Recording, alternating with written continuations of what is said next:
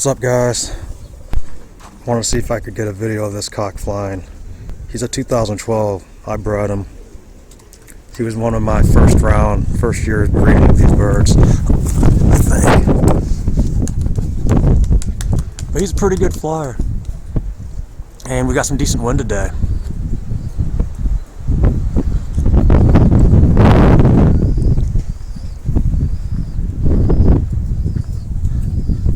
He's been in... I bred him in a loft that's no longer here. Then he flew in this kit box that was about 40 feet from where it is now. Then he bred birds in that loft. It's really like an aviary that we've kind of turned into a loft. And now he's in this kit box. So he's just been all over. And you know, a lot of the time he's been locked up and whatnot and not flying. So he's not in like top shape is what I'm trying to say. But hopefully you can see him rolling over.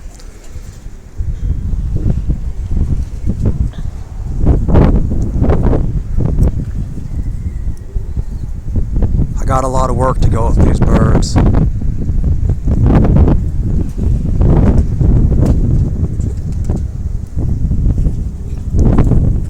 See, like, you don't want them to break and then do circles. You want them just to float and just hold it. But he's not that used to flying, you know, in the wind consistently.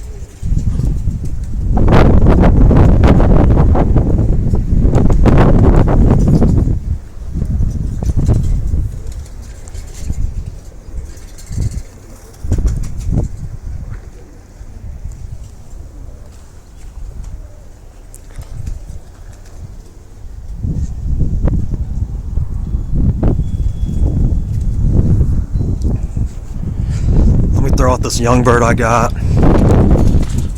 This bird looks like he's gonna be a winner. He's actually a 2015, but he spent a lot of time locked up at first. So he just started tumbling. He would have tumbled a lot earlier had he been flown. He is tumbling now. He just started like a week ago, but he's still doing like half tumbles too. That was like a half tumble, half roll. I gotta trim this tree here. It's kind of stupid that I put the loft so close, but see, yeah, he's already starting to roll over. And the amount that he tries to tumble, like when he was starting to tumble, was just so frequent that I think he's gonna be a good bird. It's actually not even... I bred him from a pair of birds that I got directly from a guy, so it's like, you know, it's got my band, but it's still his bird, more or less, his blood. It hasn't been mixed with all my other birds.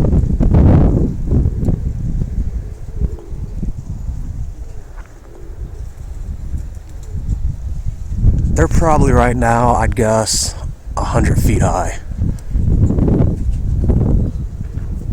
Honestly, that's good.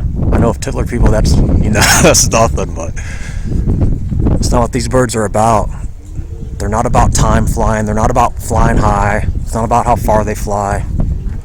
It's just about what they do, how they fly. It's like Birmingham rollers, pretty much.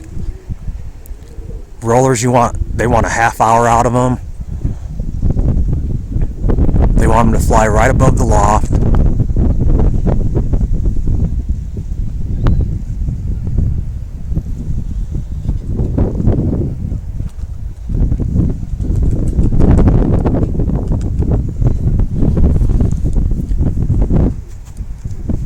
I did have some of these a couple years ago start bleeding from clapping during molting season in the summer.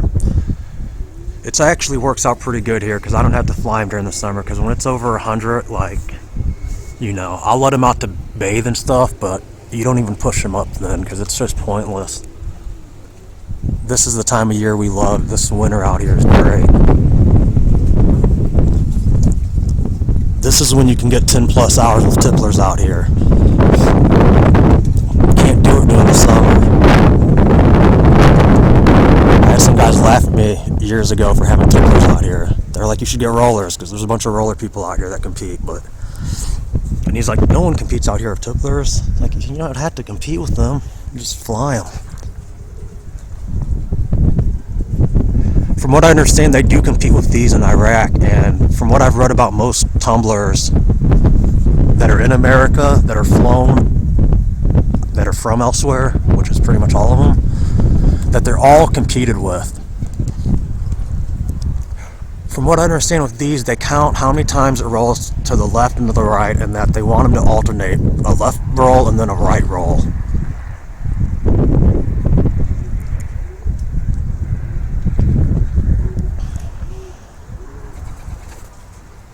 I know with like Taklas, when they compete with those, the crack tumblers, they like only count the tumbles when they shoot up, because they want them to rise when they tumble.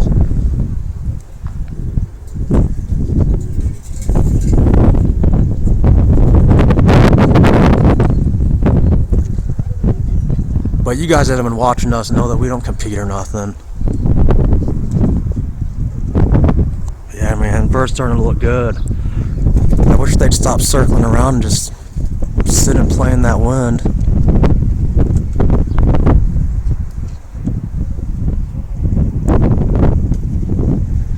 But it comes with time, you know. These birds I'm not even taking serious until I get a whole new stock bred. And hopefully I'll be able to start breeding soon, like a month. I need to get birds in ASAP. I want to push in like 4 or 5 rounds and hopefully get over 30, 40 babies.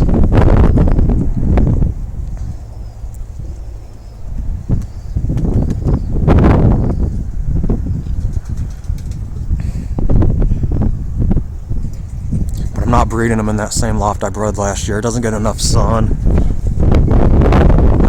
And I need to get them in individuals. Though they might not be in individuals till next year, next breeding season. I don't really care this year. I just need to get a whole stock of them bred. I don't really care who breeds with who, to be honest.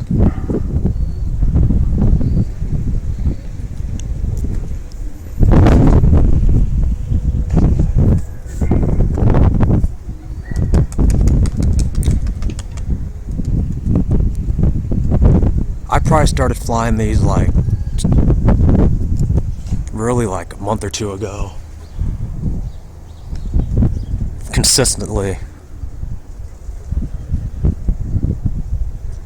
My hens, man, my hens are a joke. They're like, I don't know, stuck in breeding mode or something. But they essentially don't fly. And it sucks to have 2 young birds in there and they just follow after them, you know. But it doesn't matter.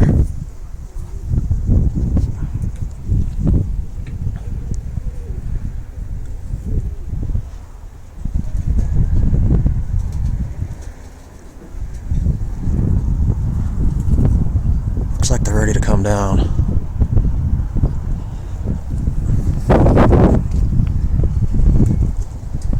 Where'd they go? Never mind, now they got back up.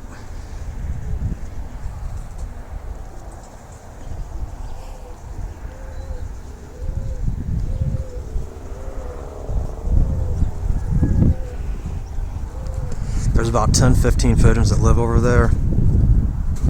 Probably like 300-400 feet away. They never come over here, it's weird.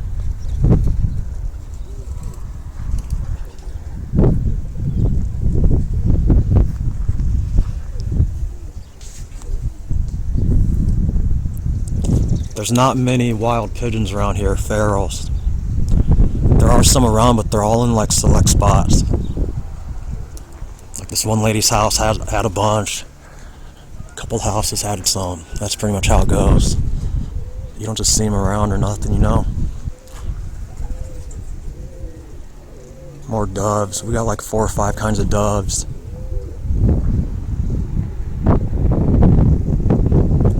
I think they're enjoying this cool weather, man. They don't like the heat, which is kind of surprising to me that they're from Iraq.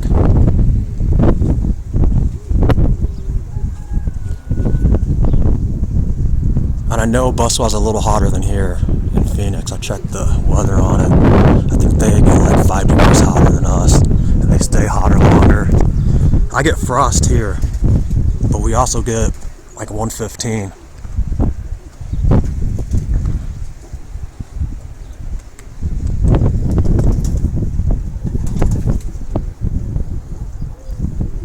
But we spend over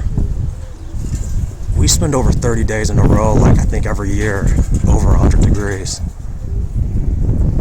You get used to it after a couple of years.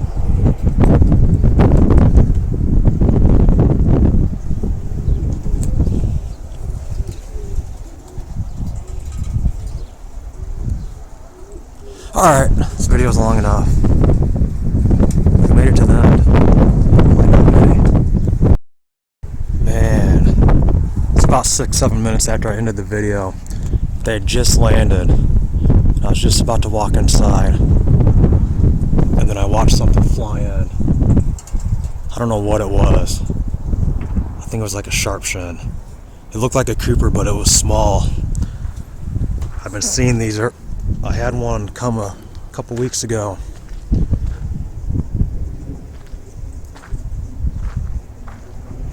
Another way out there. I see one. He's just doing some rolls over there, having fun again. After I stopped filming, it actually picked up the wind. I should have kept filming because they actually started playing even more.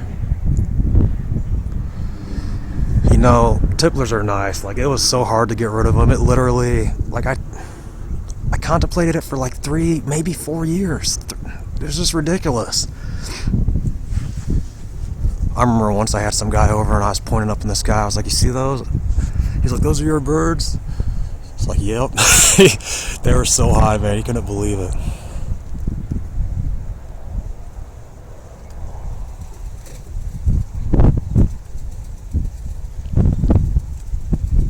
I like tipplers. If I did tipplers, here they come. I would just do a standard roller kit box, 20 birds each per side. Like I know with rollers, they just count the kit boxes 1, 2, 3, whatever, as what quality their kits are. For me, it's cocks and hens. I'm not flying kits, so, and even if I was flying tipplers, I would still fly them just cocks and hens, unless I was like competing and flying 3 or 7 birds.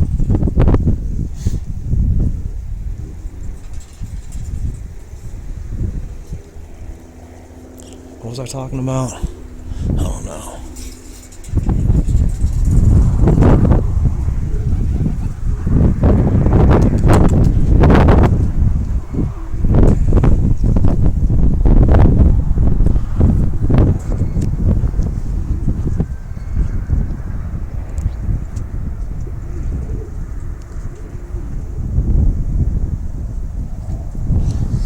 Yeah, I don't think they like the heat because when they came down, like they were breathing hard, but they weren't panting. And just like a week ago when it was hot, they were flying less and coming down panting.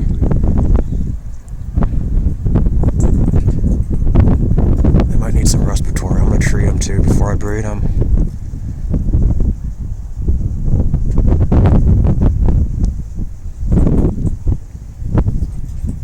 Once I trap these, I'm going to fly more.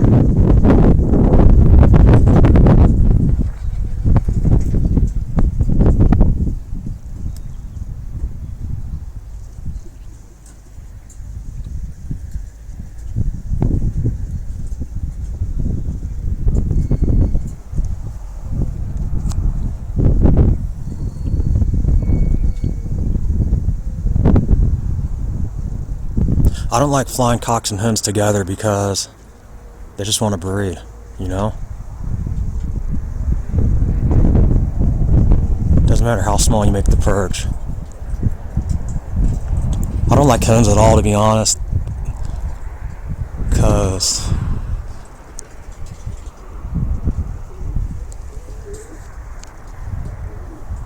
they pair up right away with each other.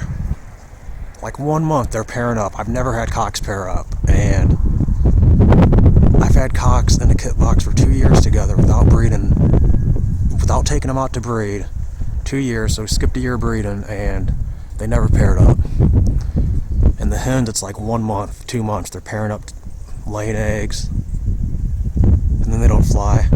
I flown a hen once who was egg bound, like she was gonna lay that egg like that day. I didn't know.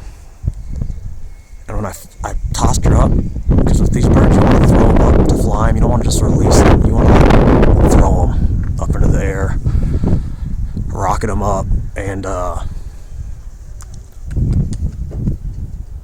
I threw her up, she went like 20 feet, kind of just opened her wings and just like quickly came back down, like not even in like it was like a semi-controlled crash landing, like she couldn't even fly, man. That's the one problem with like keeping pigeons to fly like this, as like a hobby flying, is they just want to breed too much. I've skipped a year breeding and like that was fine, but I don't think you could hold them back 2 years. We did that with my brother's pet bird, and he ended up flying off with, I don't know what it was, I think another flight he had. That was just one that he was flying, you know. Because those two pet birds, you guys know that they're totally separate from these. They can even be out, like they're out right now, you know, or their door's open at least. But these birds don't mess with them, and sometimes like they'll come up and fly. They'll do a couple circles or something with them. But usually they're on eggs, and like after they have babies, it's like, you know, 10 or 15 days they're out flying around. You see that their activity changes a little bit. See, like these two birds, the amount they've flown, I know the hawk like got them back up, but this is like more than enough. If I'm keeping 10 pairs. I won't be able to fly everyone in one day, flying just 2 at a time. I know, like, if you watch birds in Iraq, people will, they'll fly more birds, they'll see more together, and I think that's just, like, the birds are really good, and I think they train them solo. That's what most people tell me to do. And I've already seen for myself the difference. It's pretty evident. Like, you see these birds, obviously one's following the other, that they're staying together.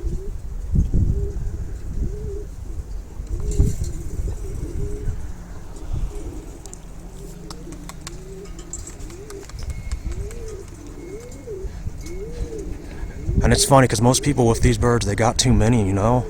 Most people with all their birds have too many, in my opinion.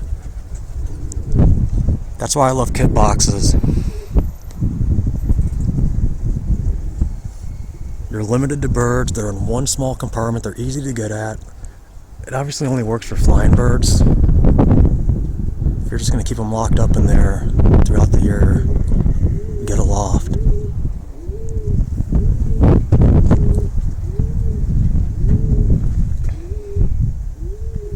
These birds are getting some good flight experience in. Now the wind kind of died back down, it's off and on.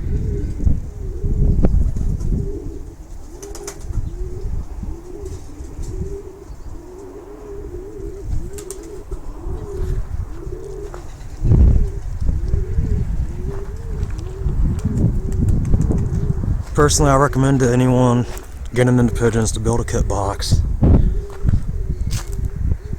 20 perches on each side. These only have 16.